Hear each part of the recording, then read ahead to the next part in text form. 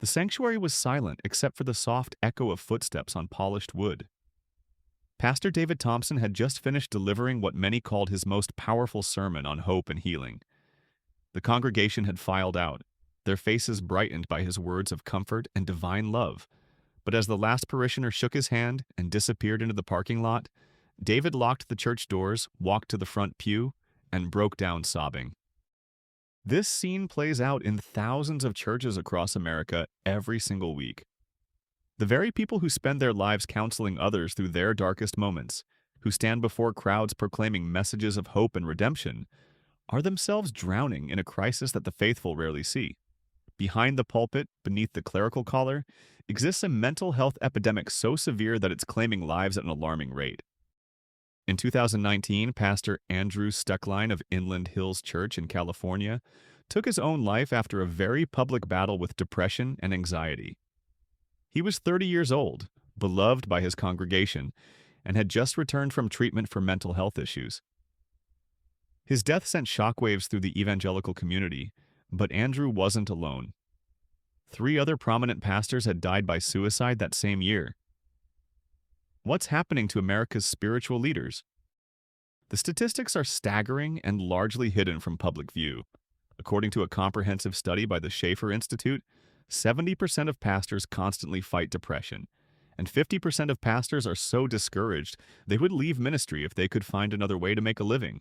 Perhaps most alarming of all, pastors have the second highest suicide rate of any profession in America, trailing only medical doctors. But this crisis didn't emerge overnight. To understand how we arrived at this breaking point, we need to journey back through decades of cultural shifts, rising expectations, and the unique pressures that transform those called to serve into casualties of their own calling. The year was 1953, and Billy Graham was at the height of his evangelistic career. Churches across America were packed, and the role of pastor carried tremendous social respect. Ministers were community leaders, often the most educated men in town, and their word carried weight far beyond Sunday morning sermons. They were counselors, community organizers, and moral authorities. But they were also human beings, though few seem to remember that crucial fact. Dr. Richard Blackman conducted one of the first comprehensive studies on clergy mental health in the 1980s, surveying over 300 ministers across multiple denominations. What he discovered was shocking. 40% reported at least one episode of major depression, serious enough to require professional intervention.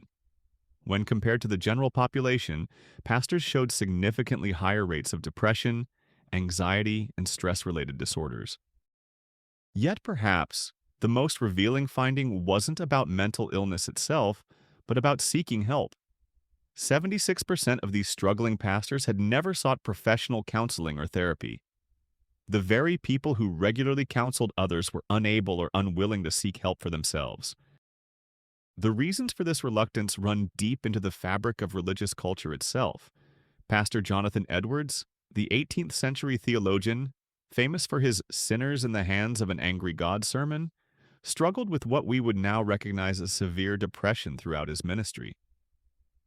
He wrote extensively about his low spirits and periods of spiritual darkness, yet felt compelled to hide these struggles from his congregation. This pattern of silence and shame around mental health has persisted for centuries within religious communities. Modern pastors face a perfect storm of pressures that their predecessors could never have imagined. Consider the case of Pastor Rick Warren, who leads one of America's largest churches and authored The Purpose-Driven Life, one of the best-selling Christian books of all time. Despite his success, Warren has been open about his battles with depression and the added weight of leading a congregation of over 20,000 members while dealing with his son's mental illness and eventual suicide.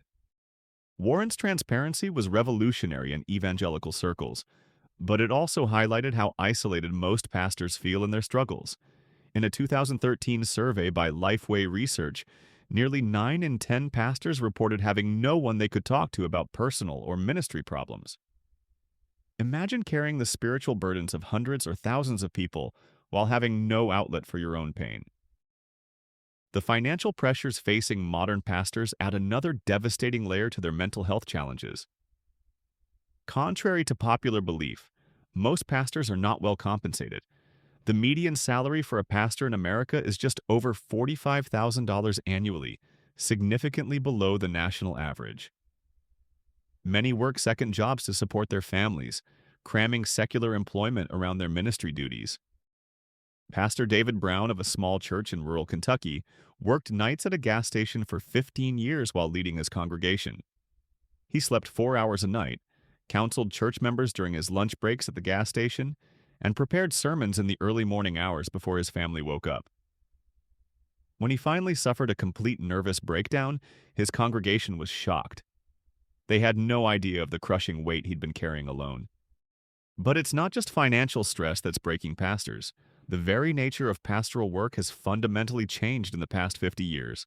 Pastors today are expected to be accomplished public speakers, skilled counselors, adept administrators, savvy marketers, technology experts, and family men, all while maintaining perfect moral standards 24 hours a day.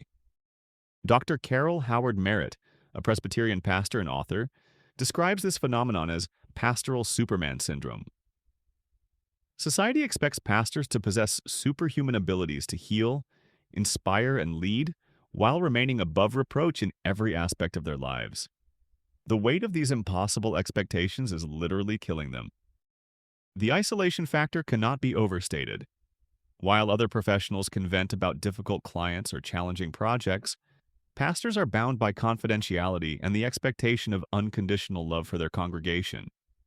They hear the most intimate details of their parishioners' lives, counsel them through divorces, deaths, and disasters, yet they themselves have nowhere to process these emotional burdens. Pastor Sarah Williams of a Methodist church in Ohio describes feeling like she lived in a fishbowl. Every move I made was scrutinized. If I was having a bad day and someone caught me looking stressed at the grocery store, suddenly there were rumors that something was wrong with the church. I couldn't be human without it becoming a crisis of faith for my congregation. The advent of social media has only intensified this scrutiny. Pastors now face public criticism not just for their sermons, but for their political views, their family photos, even their restaurant choices. The constant pressure to maintain a perfect public image while dealing with private struggles has created an unsustainable burden. Perhaps nowhere is this more evident than in the phenomenon of pastoral burnout. A study by the Barna Group found that 1 in 3 pastors has seriously considered leaving ministry in the past year. The reasons are telling. Unrealistic expectations, feeling overwhelmed by demands, and the loneliness of leadership top the list. But here's where the story takes an even darker turn. The very theology that should provide comfort to struggling pastors often becomes another source of shame and guilt. Many evangelical traditions teach that depression and anxiety are signs of insufficient faith, that proper Christians should experience joy and peace at all times. This toxic theology creates a double bind. Pastors suffering from mental health issues not only feel sick, they feel spiritually deficient. Pastor Matthew Stanford, a neuroscientist and founder of the Hope and Healing Center, has spent years studying this intersection of faith and mental health. His research reveals that religious individuals are actually less likely to seek mental health treatment than their secular counterparts, largely due to theological misconceptions about the nature of mental illness. I've had pastors tell me they can't be depressed because they're saved, Stanford explains. They view their mental health struggles as evidence that their faith is weak or that God is punishing them. This creates a vicious cycle where the very belief system that should provide comfort becomes another source of condemnation. The case of Pastor Isaac Hunter illustrates this tragic dynamic perfectly. Hunter led one of the largest churches in Florida and was beloved for his passionate preaching and community outreach. But behind the scenes, he battled severe depression. In December 2013, Hunter took his own life, leaving behind a note that revealed his belief that his depression was a sign of spiritual failure. His death shattered his congregation and highlighted the deadly consequences of mental health stigma in religious communities.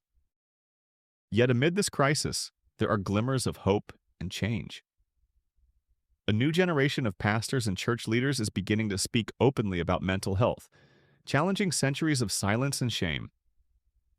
Organizations like the National Alliance on Mental Illness have developed faith-based programs specifically designed to support religious communities in addressing mental health issues. Pastor Rick Warren, following his son's suicide, has become a powerful advocate for mental health awareness in churches. He's worked to develop training programs for pastors and has spoken openly about the need for churches to become places of healing rather than judgment for those struggling with mental illness. The organization Pastoral Care Inc. has created support networks specifically for struggling pastors, providing confidential counseling and peer support groups. Their work has revealed that pastors who receive adequate support and mental health care are not only more effective in their ministries, but also report higher levels of personal satisfaction and spiritual growth. Hey everyone, this is Professor Archive, and if you're finding this exploration of pastoral mental health as eye-opening as I am, I'd love to know, where are you watching from right now, and what time is it in your corner of the world? Are you perhaps a pastor yourself, or someone who works in ministry? Drop a comment and let me know what profession you're in. Your perspective could add so much to this conversation. Some of the most innovative solutions are coming from unexpected places. The Church of England has implemented mandatory sabbaticals for all clergy, recognizing that rest and renewal are not luxuries but necessities for sustainable ministry. Several American denominations are following suit, building mental health support into their clergy development programs from the very beginning. Dr. Bob Wells, a former pastor who now specializes in clergy mental health, has developed what he calls pastor care teams, small groups of trained laypeople who specifically monitor and support their pastor's emotional and spiritual well-being. These teams meet regularly with their pastor not to discuss church business, but to check on their personal welfare and provide practical support. The results are encouraging. Churches that implement comprehensive pastoral care programs report lower turnover rates, higher pastor satisfaction, and stronger overall church health. When pastors feel supported and cared for, they're better able to care for their congregations. But perhaps the most significant change is theological. A growing movement within Christianity is reclaiming a more holistic understanding of human nature that includes mental and emotional health as integral parts of God's design. This shift recognizes that seeking therapy or taking medication for mental health issues is no different from seeking treatment for a broken leg or diabetes. Pastor Kay Warren, wife of Rick Warren, and a mental health advocate herself, puts it simply. Mental illness is not a spiritual problem requiring a spiritual solution. It's a physical problem that can have spiritual ramifications, just like any other illness. This theological shift is literally saving lives.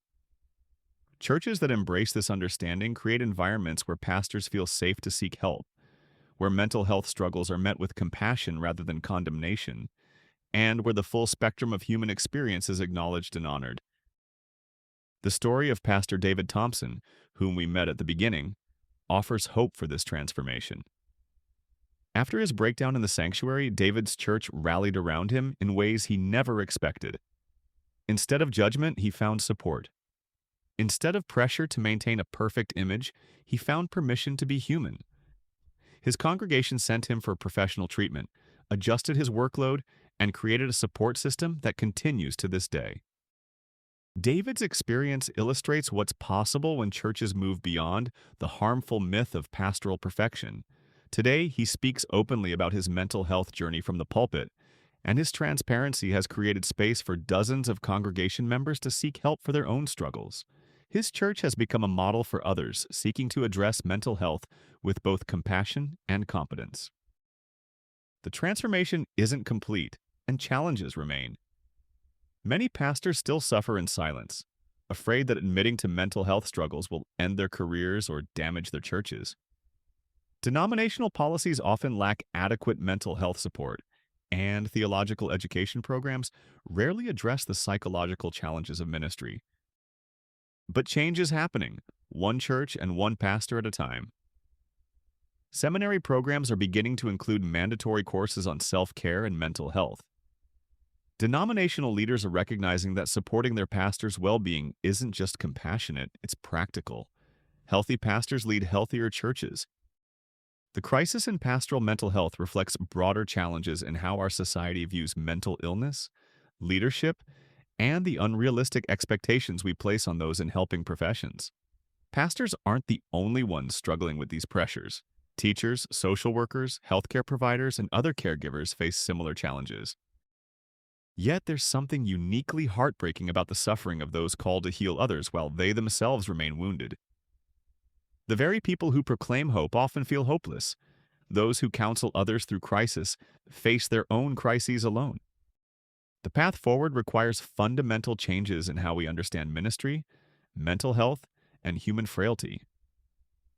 It demands that we abandon the toxic myth of spiritual Superman in favor of a more authentic understanding of what it means to lead and serve others. Perhaps most importantly, it requires us to recognize that pastors are not divine messengers immune to human suffering, but flesh and blood human beings who deserve the same compassion, support, and care they so freely give to others. If you found this deep dive into pastoral mental health valuable and want to support the research and storytelling that goes into episodes like this, consider leaving a super thanks. Your support helps Professor Archive continue exploring the hidden stories that shape our world. The hidden mental health crisis among America's pastors is ultimately a story about the cost of caring, the weight of leadership, and the transformative power of community support. It's about what happens when we place impossible expectations on imperfect people, and what becomes possible when we choose compassion over judgment. As we've seen, the statistics are sobering, but they don't have to define the future. Every pastor who speaks openly about their struggles, every congregation that rallies around their hurting leader, every denomination that prioritizes clergy mental health, creates ripples of change that extend far beyond individual lives. The sanctuary where Pastor David Thompson once wept alone has become a place of healing, not just for him, but for countless others who have found the courage to bring their own brokenness into the light. His story reminds us that sometimes the most powerful sermons are lived rather than preached, and that the most profound ministry happens when we dare to be human together. The crisis is real, but so is the hope. In churches across America, the conversation is changing, the stigma is lifting, and the silent suffering is giving way to community healing. The very institutions that created the problem are becoming part of the solution. One honest conversation, one act of compassion, one supported pastor at a time. The men and women who dedicate their lives to shepherding others deserve better than to suffer alone in the shadows of their calling. They deserve communities that see them not as spiritual superheroes, but as human beings worthy of care, support, and healing. When we provide that support, we don't just save pastors, but we strengthen the very foundations of faith communities that serve millions of Americans. In the end, addressing the mental health crisis among pastors isn't just about helping religious leaders. It's about creating more compassionate, understanding, and supportive communities for everyone. Because when those who care for others are themselves cared for, the ripple effects of healing extend far beyond any single sanctuary, touching lives in ways we may never fully comprehend. The conversation has begun, the silence has been broken, and the healing has started. The question now is not whether change will come, but how quickly we can embrace it and how many lives we can save along the way.